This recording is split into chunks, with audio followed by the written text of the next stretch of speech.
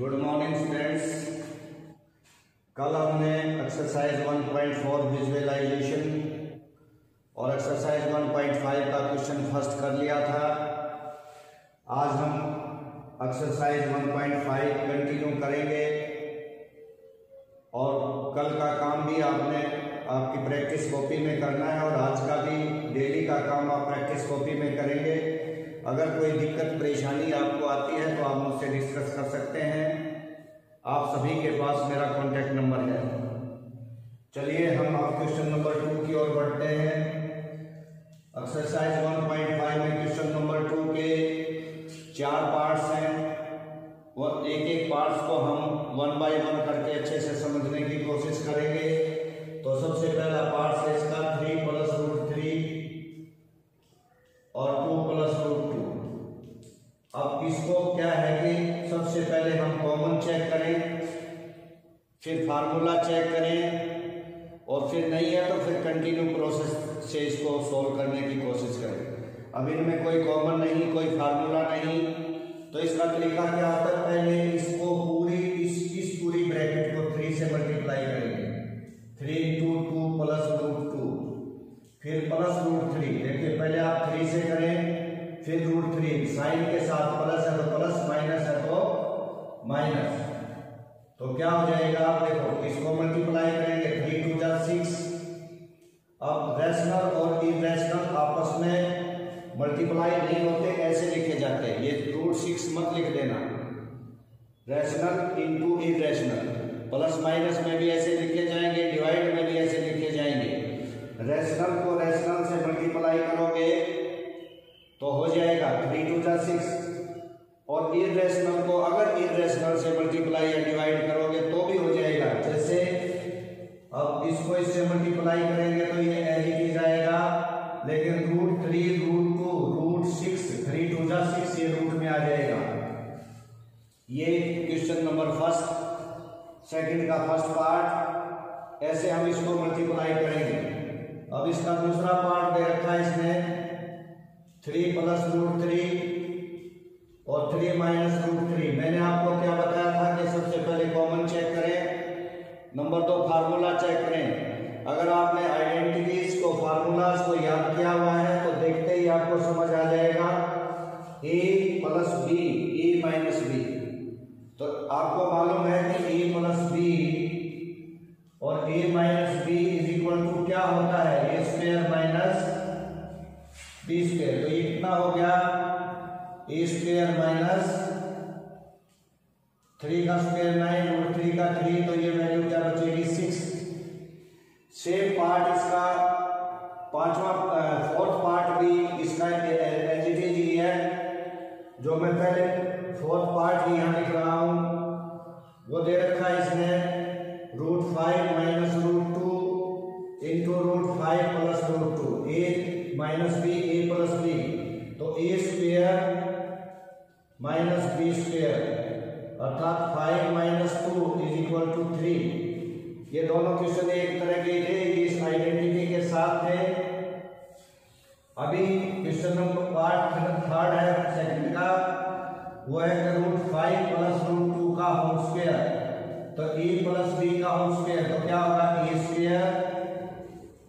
b² + 2 × a × b। तो ये हो गया 5 + 2 + 2 √10। तो कितना होगा 7 + 2 √10। तो ये आपके चारों क्वेश्चन, सेकंड क्वेश्चन के चारों पार्ट मैंने आपको समझा दिए। उम्मीद है आपको समझ आ गए होंगे। बहुत मुश्किल नहीं, बहुत आसान से सवाल है। अभी हम बढ़ते हैं क्वेश्चन नंबर 3 की ओर। क्वेश्चन नंबर 3 में क्या कहता है, रिकॉल पाई। रिकॉल के सोचो, दोबारा से विचार करो। Pi is defined as the ratio of circumference to the diameter. ये कहता है पाई के बारे में सोचो, पाई क्या है। Pi is defined as the ratio of circumference to the diameter of the circle. This seems to contradict the fact that pi is irrational, क्योंकि हम कहते हैं पाई इरेशनल है। तो कहते हैं ये बात थोड़ी सी हजम नहीं होती, जचती नहीं है, कंट्राडिक्शन होता है कि कैसे आप इसको रिजॉल्व करोगे, इस कंट्राडिक्शन को, ये जो कंट्राडिक्शन आप कैसे रिजॉल्व करोगे कि भाई ये देखो, जब हम किसी भी मेजरमेंट को टेप से या स्केल से लेते हैं, कोई भी मेजरमेंट जब हम टेप से लेते हैं या स्केल से लेते हैं तो हमें अप्रोक्सीमेटली रेशनल वैल्यूज मिलती हैं, रेशनल नंबर्स मिलते हैं अप्रोक्सीमेटली, एग्जैक्ट नहीं मिलते। अब हमें नहीं पता कि pi is equal to C upon D, जो सी की वैल्यू है या डी की वैल्यू है, उनमें से कौन सा रेशनल है कौन सा इरेशनल है, we don't know about it. क्योंकि जो भी हम when we measure anything we get the approximate rational numbers, not the accurate rational numbers.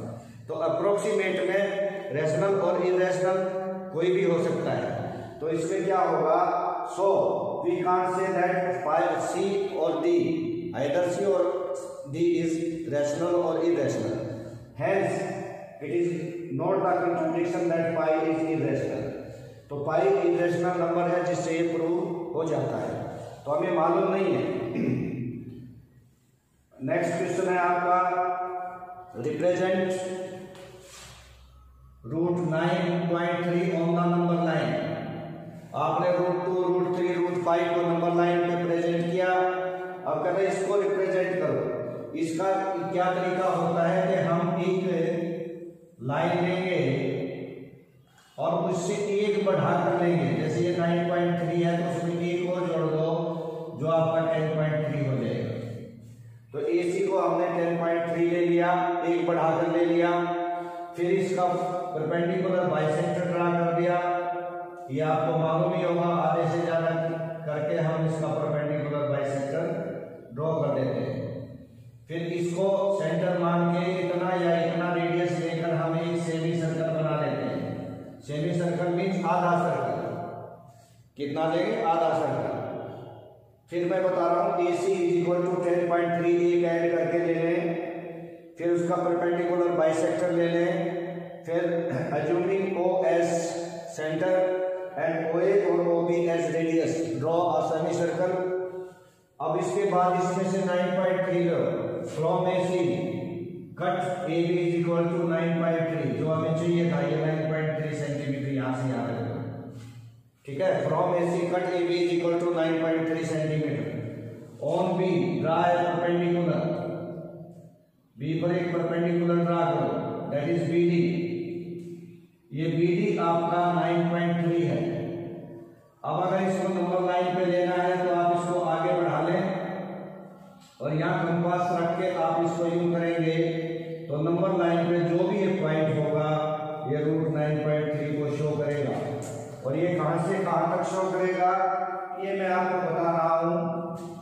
यहां से अगर हम इसको 0 माने तो ये एक की वैल्यू नंबर लाइन पे। एग्जाम्पल्स में, इंट्रोडक्शंस में भी इस तरह का एक क्वेश्चन उन्होंने समझा रखा है 3.5 का। एक ये आपकी एक्सरसाइज में था जो मैंने आपको समझा दिया, बता दिया है। उम्मीद है आपको ये समझ आ गया होगा।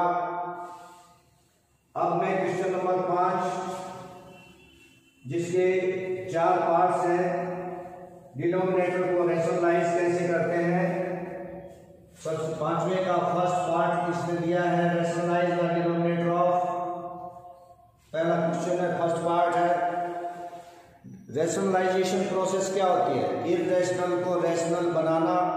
The process in which we make irrational number to rational और we change irrational number to rational number is called rationalisation process. तो अब इसमें क्या होता है, जो नीचे होता है ना, जैसे इसके कोई फैक्टर तो होने हैं नहीं, इसको एज इट इज डिनोमिनेटर को ऊपर और नीचे मल्टीप्लाई कर दे। तो √7 को 1 से करोगे √7 इंटू √7 का होल स्क्वायर होता है जिससे 7 बचता है। अब डिनोमिनेटर रैशनलाइज हो गया, ये रैशनल नंबर है, ये रैशनल से रैशनल बन गया। अब इसका दूसरा पार्ट क्या था, पांचवें का दूसरा 1/√7 माइनस √6। अब इसमें क्या करना होता है कि देखो इसमें सिंगल वैल्यू थी, इसमें प्लस माइनस के साथ ये बाइनो बन गया।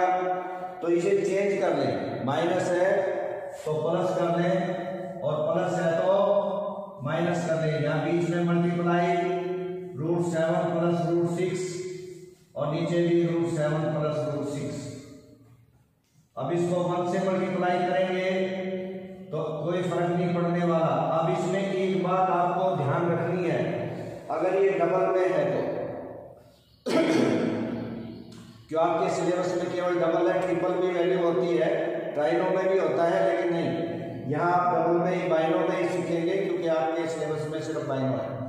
ओके, अब नीचे हमेशा a² माइनस b², हमेशा वर्ड बोला है मैंने, नीचे a² माइनस b², तो ऊपर कितना हो गया √7 प्लस √6 और नीचे a माइनस b, अर्थात कितना बचेगा आपका नीचे 1, और 1 लिखो ना लिखो कोई फर्क नहीं पड़ता। तो ये आपका सेकंड था। नियम अनुसार तो ये 2 सवाल ही आपके लिए बहुत समझने के लिए, अगर ये आपको समझ आ गया, ये आपको समझ आ गया तो ये 5वां क्वेश्चन भी क्लियर हो गया। खैर चलो एक क्वेश्चन और आपको करवा देते हैं, थर्ड पार्ट और आपको करवा देते हैं। ये है आपका 1/√5 प्लस √2।